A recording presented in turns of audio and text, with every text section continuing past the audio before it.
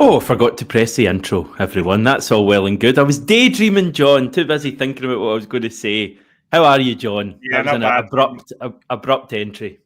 Good morning, Hamish. It's not even Monday morning for you. You don't even have that excuse, but it's Monday morning for me. So I'm not too shocked by a few wee gremlins in the system this morning. Oh, well, it doesn't matter. We're here, and that's the main thing. And yeah, we're here to talk about Celtic once again. It wasn't to be yesterday, but it's not a No, bad thing. I don't think that we'll have a chance to win it. We can get on and chat about all of that. Just first of all, a word from our sponsor. This Celtic Way video is brought to you by S1 Jobs.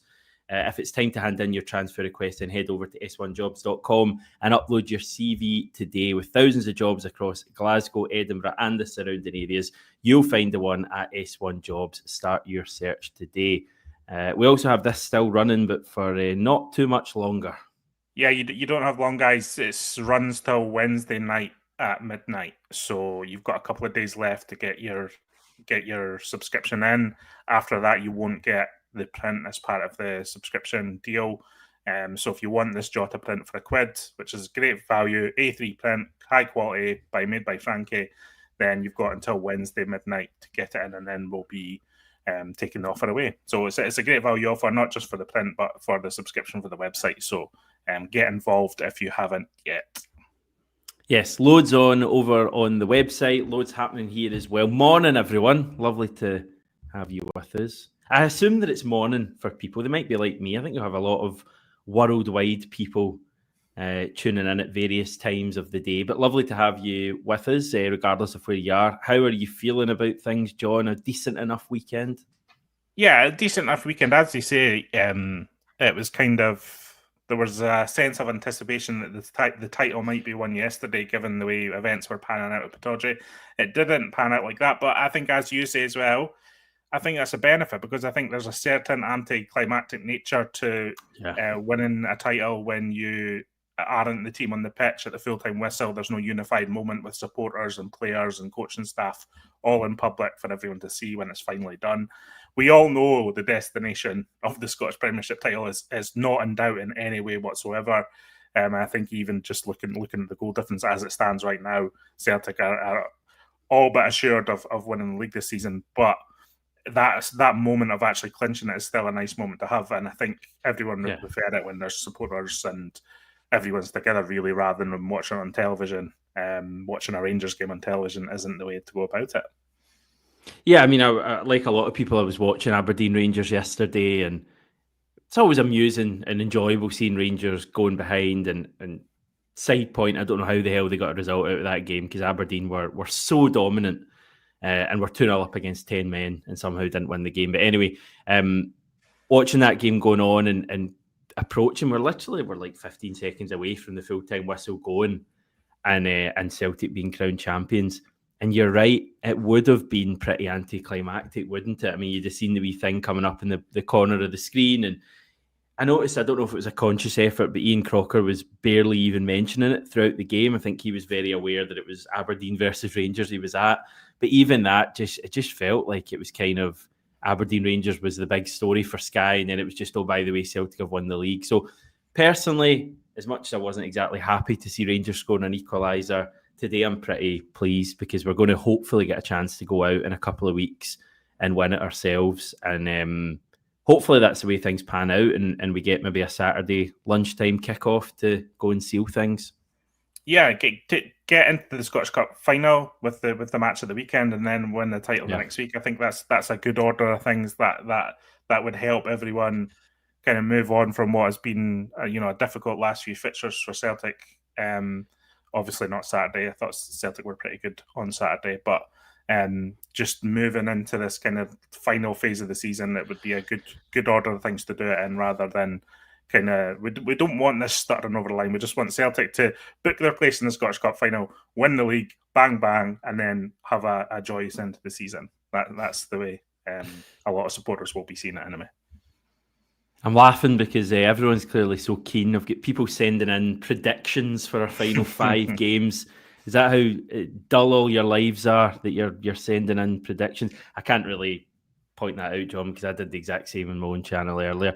I'm not going to start reading out people's predictions for the last 5. It certainly seems like we're potentially going to have an away game up next. I think there's various. Well, we're due 3 away games. I think it's Rangers, Dundee United, Aberdeen, and we're due Hibs and St Mirren at home. That's almost certainly the way the fixtures will come out, which is just really the order that we'll find out. But it does seem people are leaning towards potentially Tannadice, maybe Pittodrie next up. And that I mean, we've won it at Tannadice previously, won it at Pittodrie previously as well. Yeah, it's a shame that they won't have the home game. I think Brendan Rodgers was kind of craving that home game, clinching the title thing. Obviously, the team themselves blew that scenario when they were beaten by St Johnstone. So, but it doesn't look like that's going to be the case. It looks like it will be an away game up first, and it won't be the Rangers game. So, they're not going to do that. They'll delay the Rangers game a couple of weeks to make sure that. Well, to kind of engineer the fact that Celtic don't win at Ibrox. That's usually how they try and do it if they feel like it's inevitable. Yeah, Hazel saying, personally, I would rather we win the league ourselves. David's got word on the street in Ireland, which is interesting, but appreciate that, David. Helen wondering when they'll be out. There's a chance it'll be today, Helen. Yeah. Certainly no later than tomorrow evening is what I'm hearing. You heard anything different? Very, very similar, Hamish. Yeah, I think they like to get out today, or they'd like to get out today. But there's all sorts of situations, discussions with police. There's all sorts of kind of things that can draw it out. Obviously, it's been kind of set how it was going to pan out, so hopefully it will be today. But yeah, as you say, it won't go past tomorrow. Put it that way. Jason pointed out a draw was enough at Tannadice in Ange's first year. So could we have history repeating itself? Okay, let's talk about Saturday then, because it was pretty good performance, I thought. I mean, that first 25 minutes was as good as anything we've seen all season. Maybe slight disappointment we didn't win by more than 4 goals, but in the grand scheme of things, it was that's just me, by the way, because I was and all of that kind of thing when we're 4-0 up after half an hour. But great performance, I thought, generally. Yeah, I think, I don't want to be too, I'm like yourself, you can't be too picky. I don't think the second half performance wasn't particularly great, but that first half an hour or so was exactly what we wanted to see from the team, exactly what everyone wanted to see from the team, exactly what Brendan Rodgers wanted to see from the team. And I think, we all talked about it last week at length, that he needed to freshen up the starting 11 to get some sort of response. And I think he did get that response from the players that he brought in. I thought Greg Taylor was excellent at left back, and kind of goes into the theory that even if he doesn't have a long-term Celtic future, he's going to fight for his teammates and fight to go out on a high at Celtic if it is indeed his last season, which I think is heartening. Interesting comments from Brendan Rodgers after the game, essentially saying that he's going to continue to fight for Greg Taylor to stay at Celtic, but it seems like Brendan Rodgers has resigned that Taylor's on his way out as well. But if he puts in 5 or 6 performances like that before he says goodbye, then that would be a real bonus at the end of his Celtic career. So I thought he was actually the catalyst for most things good for Celtic, just in the way that he was dropping into positions. He's very clever off the ball, being that extra man in multiple areas across the pitch. And I think that really helped Celtic advance through the command team. And the quality of goals was exceptional. Obviously, Cameron Carter-Vickers probably won't hit a goal like that again for the rest of his life. And Ray Hatate, we know what he has in his locker, and he delivered. So I was pretty happy all in. Yeah, pretty happy all in. And I'm kind of intrigued now what Rodgers does this weekend now against St Johnstone, whether he keeps some of these players in the team or if he brings back in the more established players and he's sent his wee message. Nope. I mean, what do you think he's thinking there, Hamish? I need to think about it properly, but I reckon same team that started on Saturday I'd go for again on Sunday. I thought there was a certain irony in Brendan Rodgers changing things up and us all asking for freshness, and then it kind of being the old guard, the players who have kind of set the standard at Celtic for the past 5-6 seasons, longer in the case of McGregor and James Forrest. But I thought it was pretty notable that those 3, and Ray Hatate's been at the club for a good few years now as well, those were kind of the best players for me. Greg Taylor, everyone's speaking about him. It was an excellent performance. Clearly him dropping into midfield makes life easier for us to kind of find wee triangles in the middle of the park. And I think you saw that especially for the second goal. And we just were able to cut through teams a bit better when he's moving into midfield. I just thought James Forrest was brilliant though. Like he didn't take 2 touches to do anything. Everything was in 1 touch. And I think you compare that to some of the football we've seen recently from various players, who I'm talking about, and it's been slow and it's been ponderous. And everything Forrest did, we flicks, but they were accurate flicks, and they were onto players, and he knew where his teammates were. And I just thought there was a certain irony in that, the fact that when he really needed it, Brendan went back to the players who have done it for him previously, and they all responded. Callum McGregor was a lot better. Thought it was notable he didn't change the midfield at all, which is probably the one area we were all calling for it to be changed. And the midfield was improved dramatically. Yeah, and the lack of use of Paulo Bernardo is also a wee talking point as well, I think. But just on James Forrest, I think he's very unselfish in his game just now, and I think there's been moments in the past, or phases in the past, where James Forrest has been that guy who gets the ball and does run into a dead end, and that has definitely been a feature of James Forrest's game over the years at various points. I know he's had ups and downs at Celtic.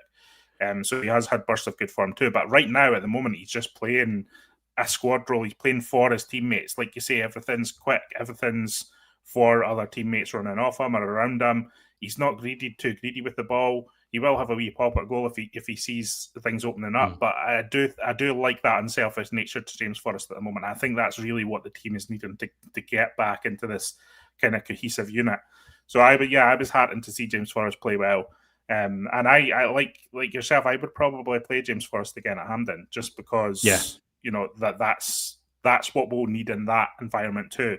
I know it's a totally different match to what happened at McDermott Park, but we need that kind of mentality as well. We can't be selfish on the ball. We can't be running the dead ends. It's going to need to be a team performance, a fighting team performance, and I think James Forrest can be a big part of that.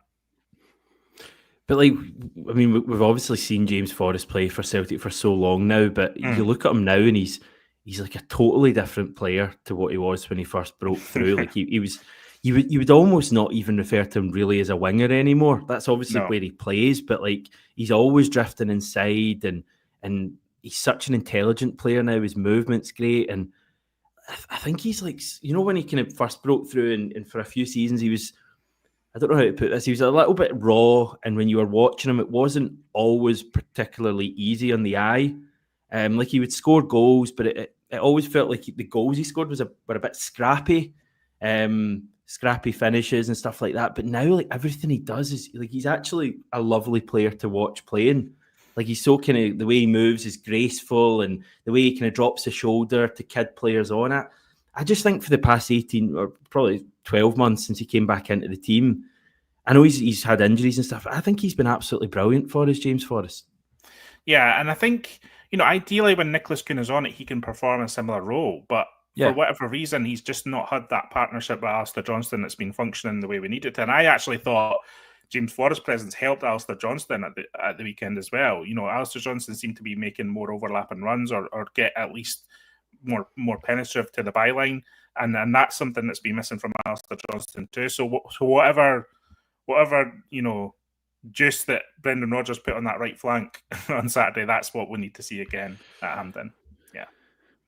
Wazza Boy bringing up the passes. Is that the right number? I feel like it was 10-24, but I don't want to do you a disservice, Wazza Boy. I saw someone saying that it was like 12 away from like Bayern Munich's world record. Apparently, so we missed out big time there, but it was one of those days. Like you're not massively surprised hearing that stat, because there was so many passes and so many like wee short, neat passes as well. So it was brilliant. Yeah, and I get, like I say, when you make it such a strong start in the game and then the game is over by halftime, really, the second half was always going to be a bit of a training match atmosphere, really, and that's kind of how it panned out. So I'm not reading too much into the second half performance. For me, it was all about what response will the team give to Brendan Rodgers' complaints. How annoyed was Brendan Rodgers from McDermott Park, and how that manifested itself in the team. And I think we got all the answers to the questions that we were discussing. Everyone was discussing last week. So I don't know how you can be unhappy with that. It's definitely another step in the right direction, and you're just wanting Celtic to maintain this now for this little burst of the end of the season, and everyone will feel a lot better because the Celtic support is so dictated by what's happening on the pitch, what they see in the last game. That is just the nature of how the Celtic support, the psychology of the Celtic support works. So if Celtic are playing well, nobody will be grumbling or moaning. That's really how it goes, and hopefully the team can just maintain that now. I think they showed that they want to as well, because we've been talking about, have they kind of let complacency click in? Are they kind of on their holidays ever since going out to Bayern Munich? And I think last week they've just galvanised themselves and thought, we've got personal pride here as well, and we're going to show that.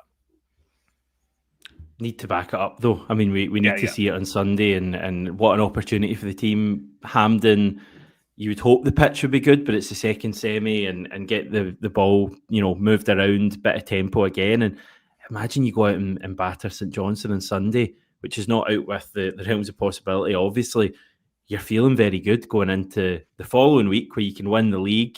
Potentially you're going to have Ibrox the week after that. You get a result at Ibrox, suddenly everyone's, feeling really good again going into the end of the season. You must feel quite good about your Greg Taylor shout, because I must admit, it wasn't one that I saw coming, but he was back in the team and he was excellent. Yeah, I did. Yeah, the main reason for that is because Brendan Rodgers doesn't often make substitutions at half-time, and when he does, it's usually for a reason that has annoyed him or he's trying to send a message. And I just thought that, the way he substituted Sloop and Kuhn at McDermott Park was pretty much, right, no more of this. This is a line in the sand type thing. And that's kind of why I thought Greg Taylor was going to stay in the team. And the way he played was kind of what I thought we would see from Greg Taylor.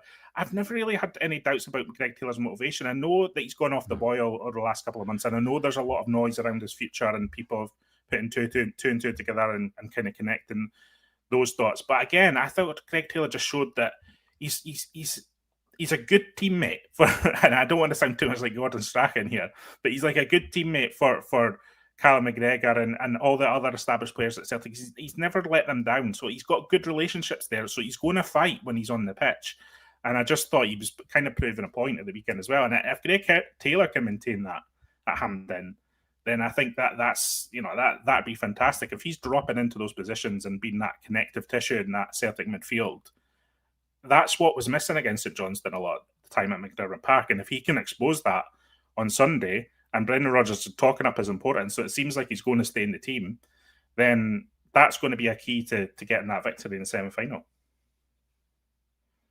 Yeah, no, I definitely. I mean, I'm just thinking about Greg Taylor's future, and you're saying Brendan Rodgers not giving up hope, but it does.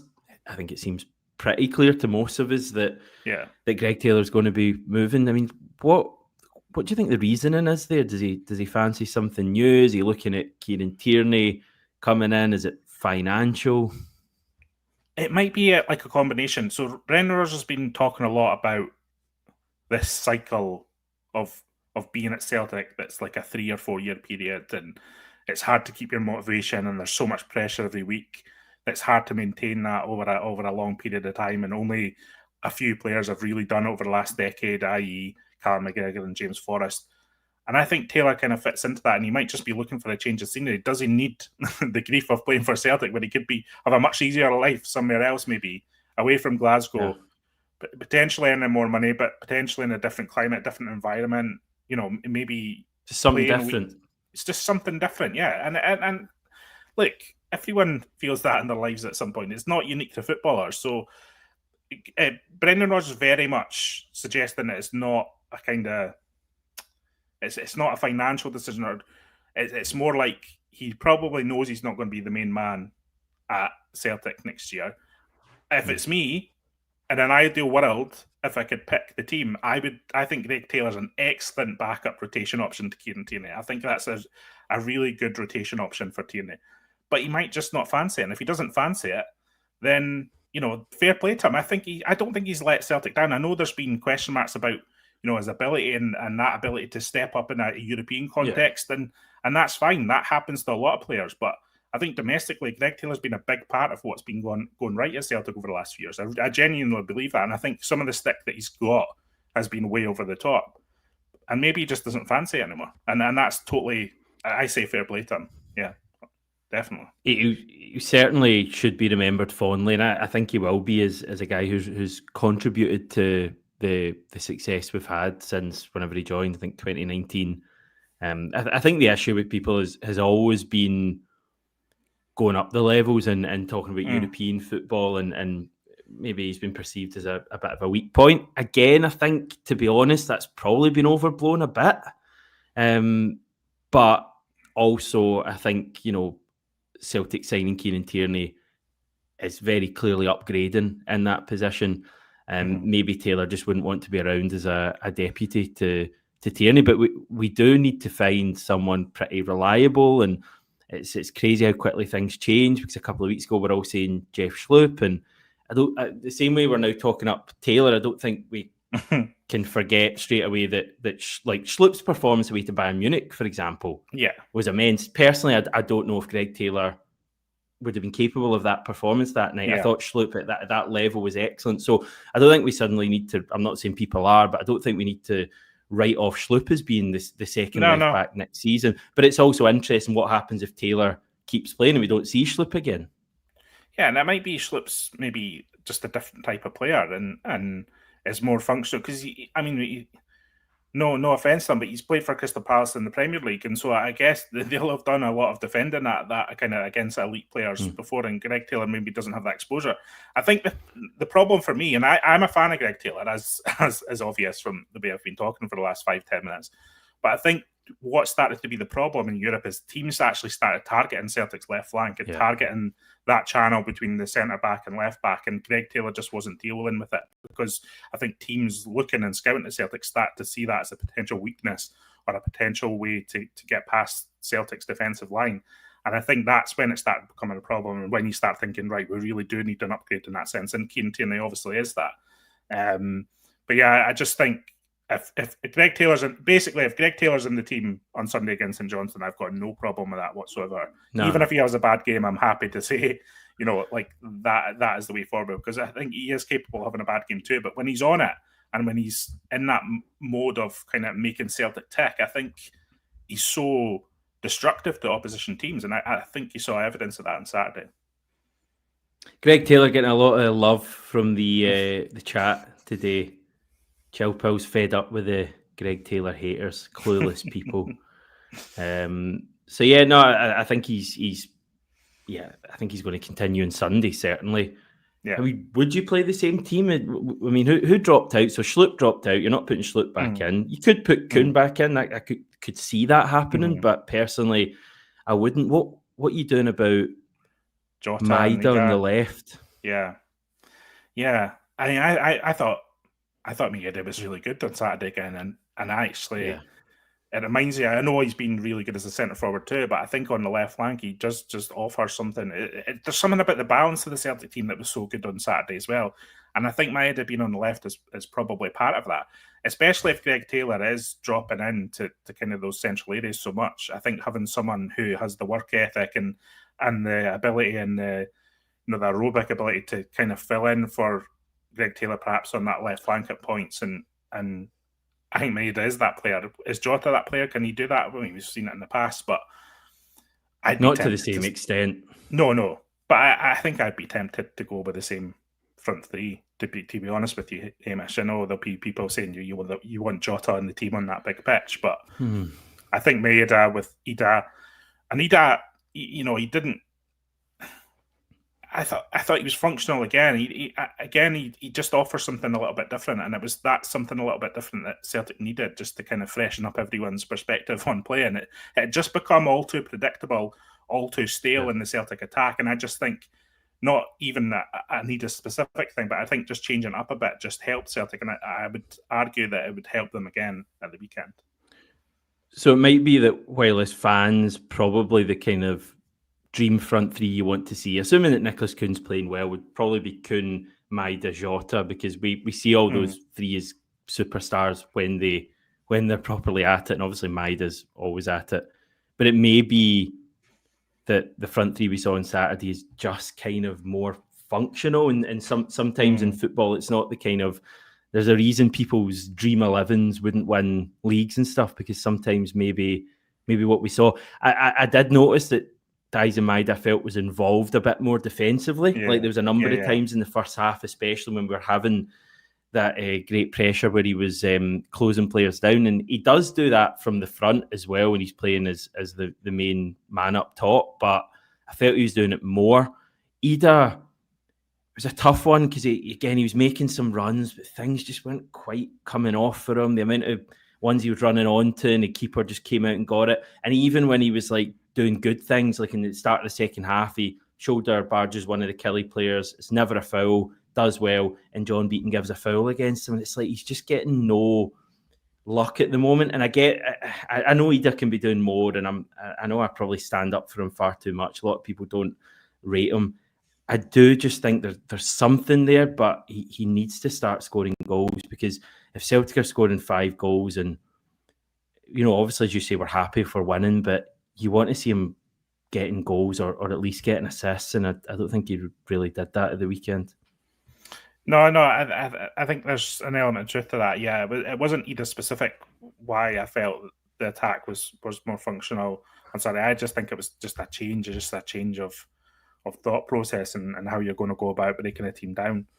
We know the way St Johnstone are going to play. We played them 2 weeks ago. Everyone knows they're going to try and do a smash and grab like they did at McDermott Park, and they might get a sneaky goal, or they might get a set piece goal, and then it'll be backs to the wall for the entire 90. So Celtic are going to have to use their imagination to try and break St Johnstone down, and I just think the team that started on Saturday feels like it's more likely to do that than the team that started McDermott Park. What do you make of Scales coming back into the team and Austin Trusty dropping out? What do you make of all that? Is that kind of one of those things? And Rodgers talked about this early in the season, where he kind of brought Scales back into the team because he felt Austin Trusty was too slow in possession. And Scales does have that. He does have that forward pass in him that's a little bit riskier than Austin Trusty. Obviously, it doesn't always come off, and there is moments where he's a little bit slack with possession. But I wonder if he'll stay in the team as well now. That's possibly. I mean, he did have a couple he passed out the park in the first half. That, I mean, possibly you would see that from Trusty as well.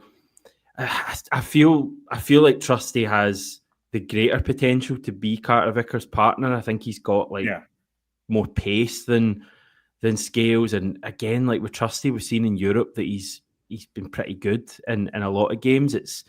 He kind of got a bit of the Chris Julians about him, and that when domestically someone's coming up directly against him, he seems to suffer a little bit.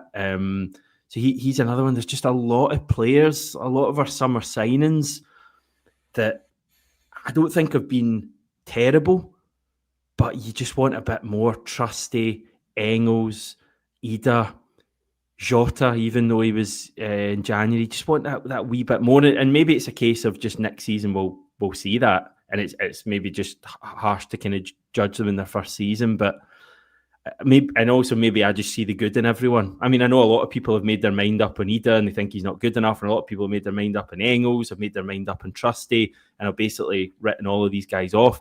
I see good in all of them, and I think all of them could be really important players for us going forward. But yeah, we need to see more from them because we spent big money on them all. And I think Brendan Rodgers is trying to make them see, or trying to unlock something in their own brain as well. I think for Trusty, I think he's solid, but I just think he's far too safe in possession. I don't think he advances the ball particularly well at all. And then that is an issue. So, but is that not the reason we signed him? Did we not hear that he was really good at that? Oh, I think he's quite safe, safe in a good way in possession, but also when Celtic are playing a team that's sitting so low, then sometimes safe isn't necessarily what you're needing. You're needing that little bit of cut and thrust and kind of that look to advance the ball. And I just think Scales, arguably has a different mentality when he gets the ball. He's always looking forward for me, whereas Austin Trusty's always looking for Cameron Carter-Vickers or Jeffrey Schlupp or the left back. It never feels like he's going to bring the ball forward. Maybe that's just my perception, but that's just how I feel about Austin Trusty. So again, it's like one of those ones, he needs to learn what it takes to be a Celtic defender against these teams who sit in. And the same can be said for Arnie Engels. as well, you know. But again, I thought Arne Engels did have some good moments this Saturday, but he wasn't a standout. But you know, I like Arne Engels. I like the way he thinks, and he's committed to improving and having a much better second season. And I think Brendan Rodgers has shown that he is committed to Arne Engels as well and really believes in his ability. So I'm hoping that that's a kind of long-term relationship that is going to pay off for Celtic big. We know Brendan Rodgers is here next season, 150%, he said. He's definitely going to be at Celtic despite... I don't know what you make about this, Hamish, but it just seems like everyone's expecting Brendan Rodgers to walk out the door at any moment. There's just still that element. There's still that undercurrent in some of the chats you see between Celtic supporters online or between your pals, etc. They're not sure what Brendan Rodgers' intentions are, especially when he talks in a kind of frustrated way about transfer business. But Brendan Rodgers is here 150% for next season, and it's on him to develop Austin Trusty. It's on him to develop Arne Engels and the players that he bought last season. If Celtic are going to be what we want them to be next season. Yeah. Well, we've got that to look forward to next season. Brendan's going to be here, and this season we've maybe got another couple of trophies to win. The league isn't official, but it's done. I think we could lose every game 4-0. Rangers could win every game 4-0, including the derby, and would still win the league by a couple of goals. So we should be good.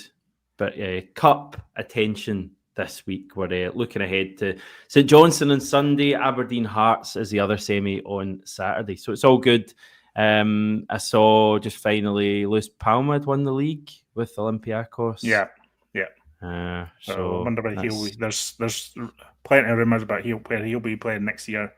It won't be at Celtic, I don't think. Yeah. What's on the website? Loads happening, etc. this week. Yeah, Tony's out and about speaking to some former players today, so we'll have that up. I think you just in advance of the semi-final. Ryan's also speaking to some former players this week as well. So we'll have plenty of interviews coming up over the next few days. Will be exclusively for subscribers, so make sure you take advantage of that £1 for 6 months off, and you'll get full advantage. Take full advantage of that. Good stuff. Thank you, John. Thank you, everyone, for tuning in. We will catch up with you this time tomorrow.